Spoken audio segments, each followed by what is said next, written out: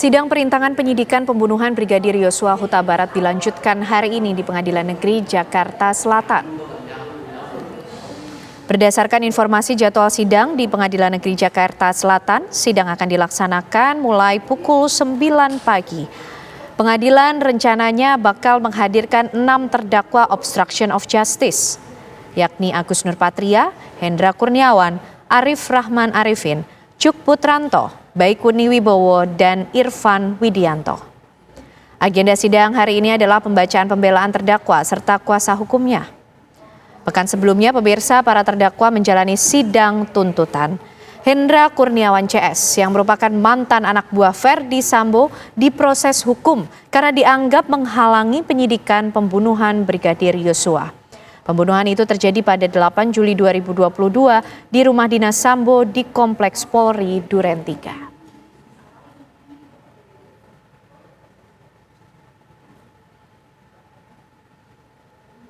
Enam anak buah Verdi Sambo yang terbelit perkara perintangan penyidikan pembunuhan Brigadir Yosua menjalani sidang tuntutan pada pekan lalu. Jaksa menuntut mereka dengan hukuman yang berbeda-beda, paling lama untuk Hendra Kurniawan dan juga Agus Nurpatria. Hendra Kurniawan, pemirsa, dituntut 3 tahun penjara dengan denda 20 juta rupiah subsidiar 3 bulan kurungan atas kesalahannya memerintahkan anak buahnya menyisir CCTV di sekitar rumah dinas Verdi Sambo. Sama dengan Hendra, pemirsa, jaksa juga menuntut mantan Kaden Aropaminal Agus Nurpatria Adi Purnama dengan pidana penjara selama 3 tahun dan denda 20 juta rupiah subsidiar 3 bulan kurungan. Karena Agus dinilai sebagai koordinator lapangan yang bertugas untuk menyisir CCTV di Duren 3. Sementara itu, pemirsa, mantan Wakaden B Biro Paminal Divpropampori Arif Rahman Arifin mendapat tuntutan lebih ringan dari Hendra dan Agus. Dia dituntut pidana penjara selama 1 tahun dan denda 10 juta rupiah subsidiar 3 bulan kurungan karena dianggap sengaja mematahkan barang bukti laptop hingga tak bisa digunakan sebagaimana mestinya. Lalu mantan Korspri Kadif Propampori Cuk Putranto mendapat tuntutan 2 tahun penjara dan denda 10 juta rupiah subsidiar 3 bulan kurungan. Cuk dianggap bersalah karena mengumpulkan dan merusak CCTV di sekitar rumah TKP pembunuhan Yosua. Kemudian, pemirsa, tuntutan pidana penjara selama 2 tahun dan denda 10 juta rupiah subsidiar 3 bulan kurungan ini diberikan untuk Baikuni Wibowo.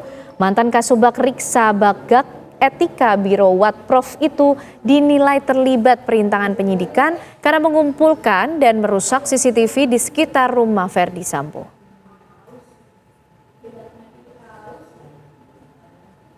Lalu ada pula mantan Kasubnit 1, Subdit 3 Dittipidum Barreskrim Polri, Irfan Widianto yang dituntut 1 tahun pidana penjara dan denda 10 juta rupiah subsidiar 3 bulan kurungan.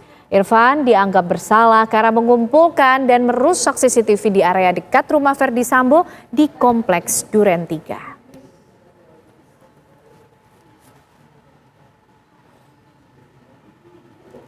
Kembali kami akan ajak Anda berbincang bersama dengan Pak Ito Sumardi, Ketua Umum Ikatan Sarjana Profesi Perpolisian Indonesia. Pak Ito tadi juga mungkin menyimak tuntutan-tuntutan jaksa yang diberikan kepada 6 terdakwa dari kasus obstruction of justice atau perintangan penyidikan. Kalau kita lihat, Pak, ini tuntutannya berbeda-beda karena juga kebetulan dilihat levelnya. Apakah memang seperti itu, Pak Ito, cara menghitungnya? Level mana yang lebih tinggi dia akan diberikan tuntutan yang lebih tinggi juga, ataukah harus melihat juga peran-peran yang kemudian mereka lakukan begitu, Pak Ito? Baik, Pak. Saya kira jaksa melihat daripada dalam satu struktur kelembagaan ya, karena di sana ada hierarki jabatan, tentunya terkait dengan masalah kewenangan dan juga apa yang harus dilakukan oleh yang bersangkutan ya, atau biasanya kita kenal dengan job description ya, atau pertelaan tugas. Jadi di sini jelas kalau kita melihat daripada perbedaan tuntutan adalah daripada hierarki jabatan ya.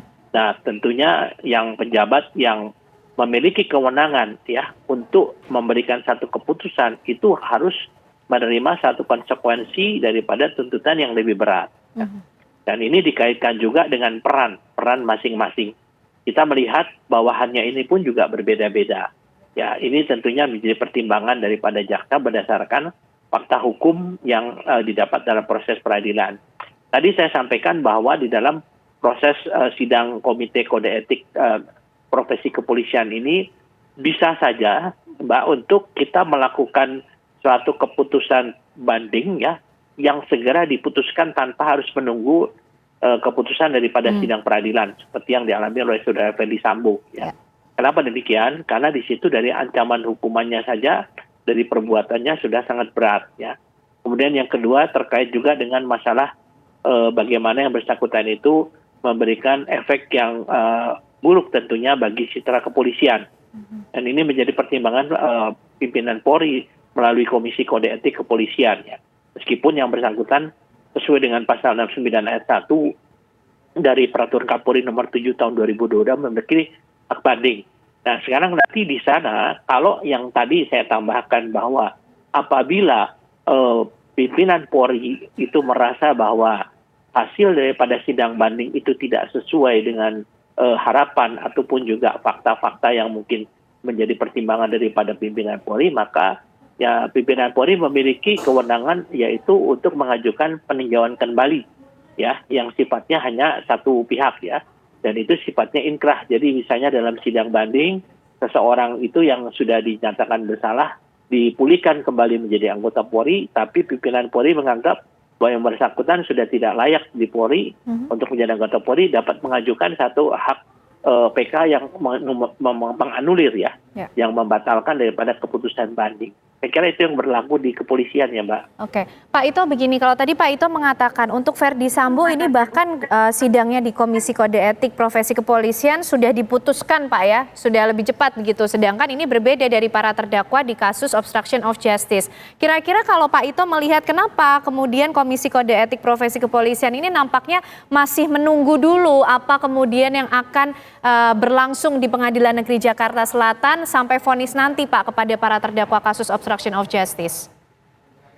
Ya, kita harus membedakan dalam perbuatan atau kasus Duren 3 ini kan ada dua, Mbak. Yang pertama adalah kasus pokoknya ya. Kasus pokoknya 340, subsidiar 338, junto 5556. Ini yang 5556-nya ini kan dikenakan kepada Saudara Riki, kemudian Saudara Kuat Ma'ruf, kepada Susi, dan juga kepada Saudara Rizal ya.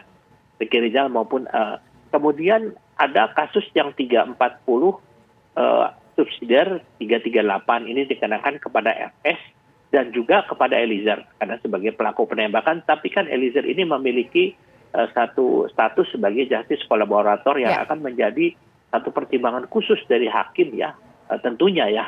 Itu diatur dalam undang-undang LPSK ya. Saya kira mungkin kita tinggal menunggu bagaimana hasil keputusan hakim terhadap Eliezer yang membuka semua kasus ini menjadi terang benderang. Kemudian di sini ada kasus ikutan ya. Kasus ikutannya yaitu yang dilakukan oleh anggota-anggota Polri yang sekian banyak, yaitu yang dianggap merintangi penyidikan ya.